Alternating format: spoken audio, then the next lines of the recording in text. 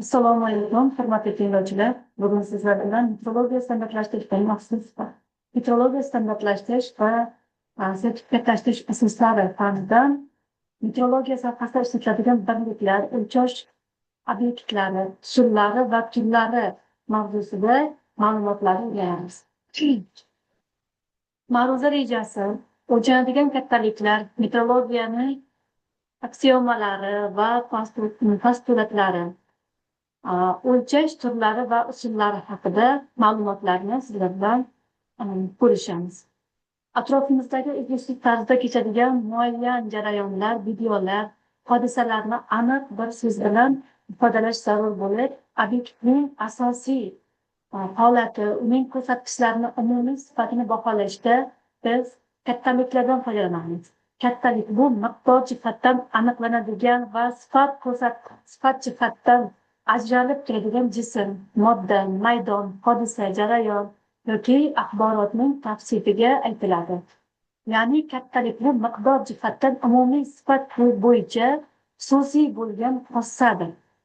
Kattaliklar ikki turga bo'linadi: real va ideal. Ideal kattaliklar asosan matematika sohasiga tegishli va metrologiya fan sifatida bu bilan shug'ullanmasa-da, amalda o'lchash natijalarini qayta ishlashda matematik qonunlarga murojaat qilinadi. Ideal kattaliklar u yoki bu o'lchash usullari yordamida aniqlanishi mumkin. Real kattaliklar o'z navbatida fizikaviy va nofizikaviy kattaliklarga bo'linadi. Fizikaviy kattaliklar material obyektlarga, fizikaviy hodisalar va jarayonlarga xos kattalik sifatida aniqlanishi mumkin.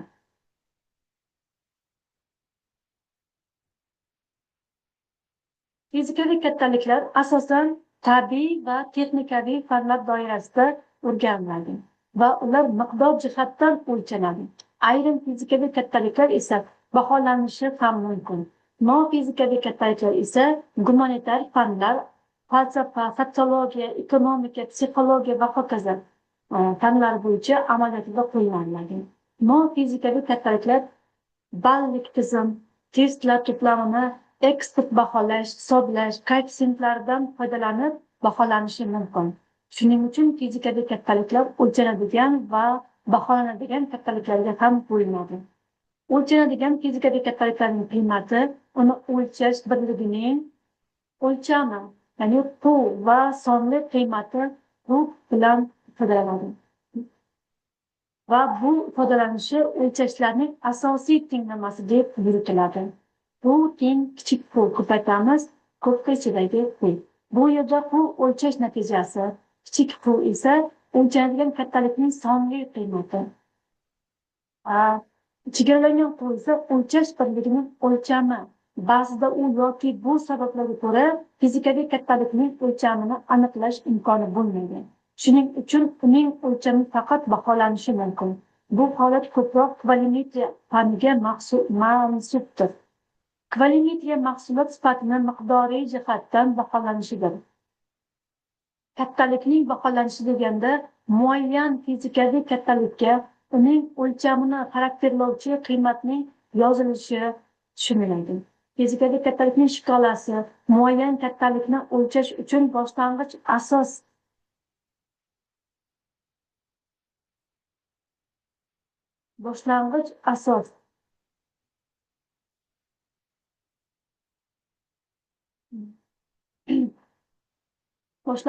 asos bo'lib xizmat qiladigan fizikaviy kattalikning tartiblashtirilgan qiymatlarning majmuasidir.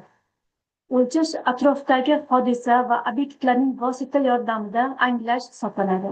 Shuning uchun metrologiyani o'rganishimizda o'lchash jarayoni sifatida tushuniladi.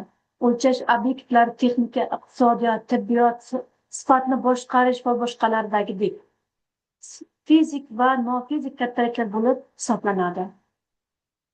Fizik kattaliklarni o'lchash quyidagi soha va turlarga bo'linadi.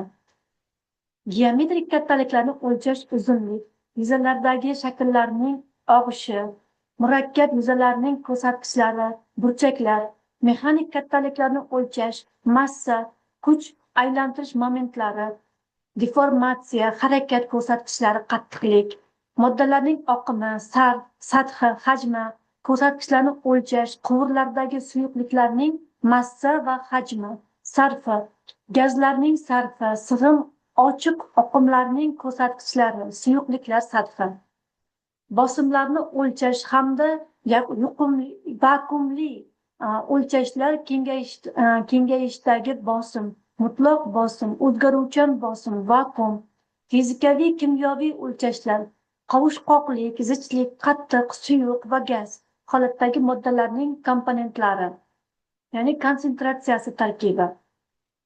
Teplofizik haroratni o'lchash, harorat, teplofizik kattaliklar, vaqt va chastotani o'lchash, vaqt, chastota shkalalari va birliklarni hosil qilish hamda saqlash usullari va vositalari, vaqt intervallarini o'lchash, uzluksiz jarayonlarda chastotani o'lchash, vaqt va chastota birligi o'lchamlarini uzatishning usul va vositalari kabi 12 punktlardan iborat bo'lgan fizikaviy o'lchash kattaliklarimiz kiritilgan. Bu yerda kattaliklar juda ko'p va turli tuman, lekin ularning barchasi ham ikkitagina tavsif bilan tushuntiriladi. Bu sifat va miqdor tavsiflari. Sifat tavsifi olingan kattalikning mohiyatini, mazmunini ifodalaydigan tavsif hisoblanadi. Gap masofa borasida ketganda muayyan olingan obyektning o'lchamlarini, uzun qisqaligini yoki baland pastligini bildiruvchi xususiyatni tushunamiz. Ya'ni ko'z oldimizda keltiramiz. Buni oddiygina bir tajribadan bilishimiz mumkin. Obyektlar o'zida kattalikni ko'p yoki kam mujassamlashtirgan kattalikning miqdor tavsifi bo'ladi.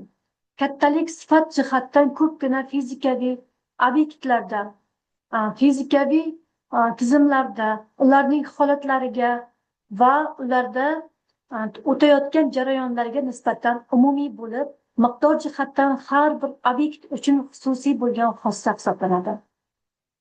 Biz o'rganayotgan metrologiya aynan mana shu kattaliklar, ularning birliklari, kattalikni o'lchash vositalari va umuman o'lchash texnikasining rivojlanishi bilan chambarchas bog'liq. Kattalik atamasidan xossaning faqat miqdoriy tomonini ifodalash uchun kattalik o'lchami degan atama ishlatiladi.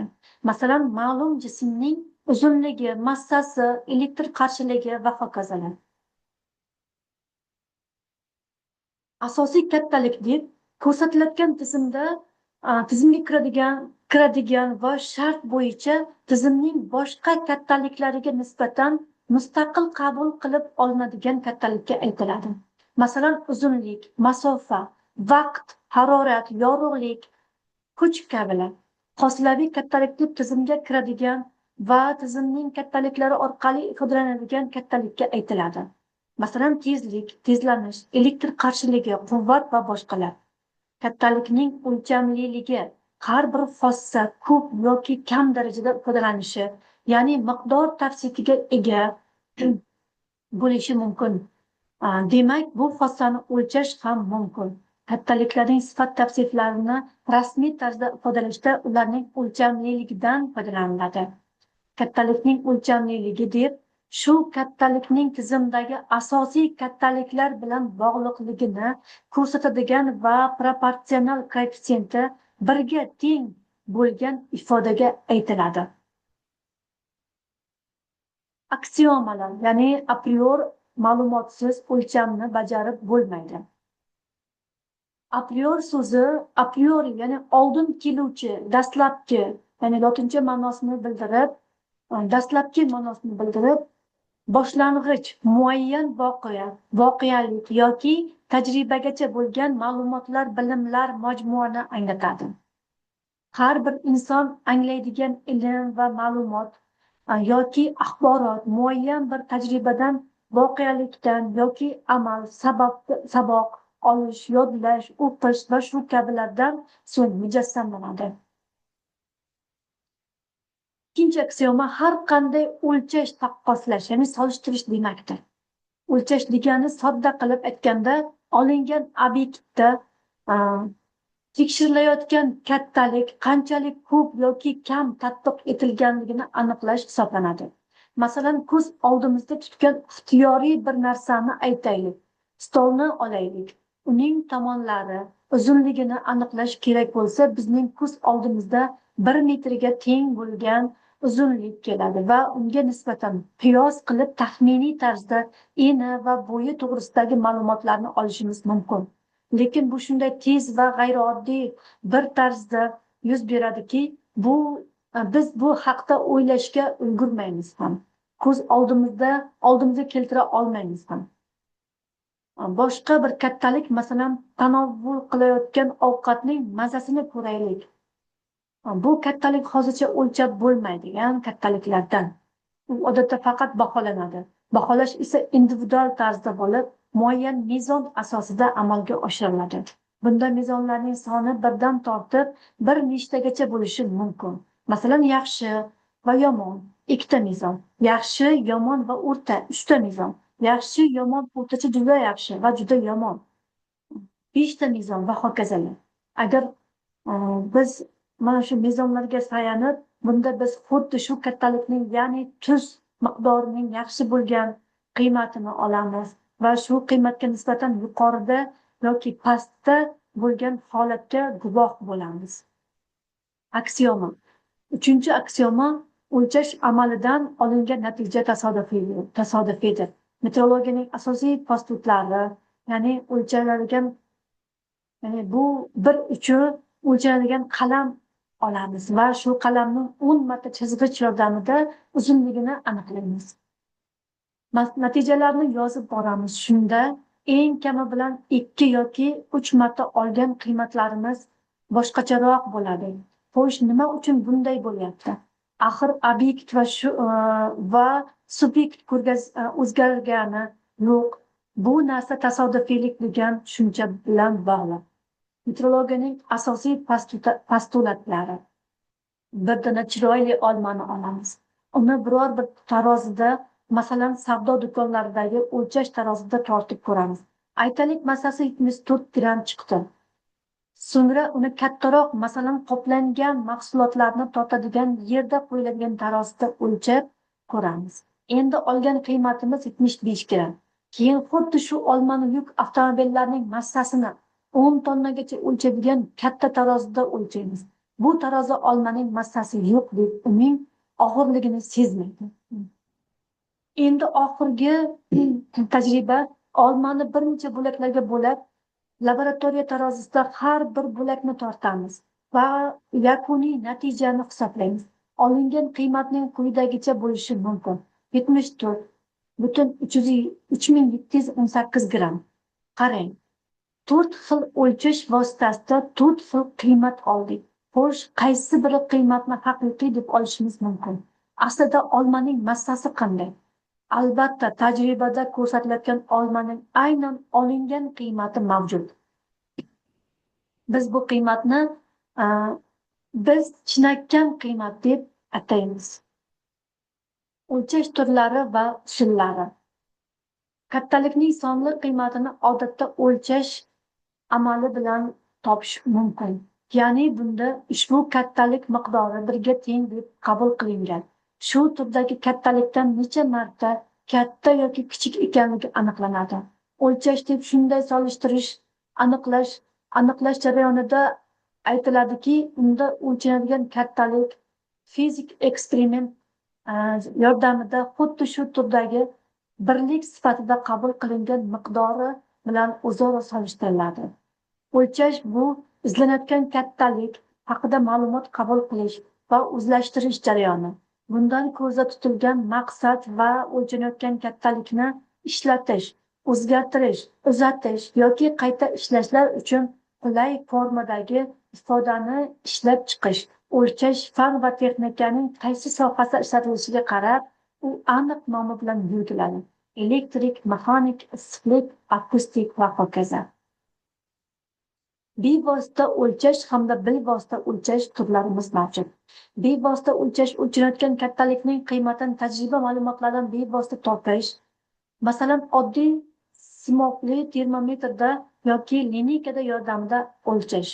Bilvosita o'lchashda esa bevosita o'lchanadigan kattaliklar bilan o'lchanayotgan kattalik orasida bo'lgan ma'lum bog'lanish asosida kattalikning qiymatini topish, masalan, tezlikni o'lchash, elektr kuchlanishini o'lchash va hokazo.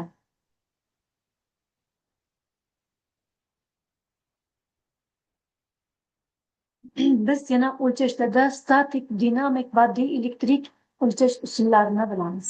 O'lchanadigan kattalikni o'lchash jarayonida o'zgarish xarakteriga ko'ra statik va dinamik o'lchashlarga ajratiladi. Statik o'lchash deganda qiymati o'lchash jarayoni mobaynida o'zgarmaydigan kattalikni o'lchash tushuniladi. Masalan, o'zgaruvchan kattalikning amplitudasi va boshqa qiymatlarini turg'un rejimida o'lchash. Dinamik o'lchashlarga qiymatlari o'lchash jarayonida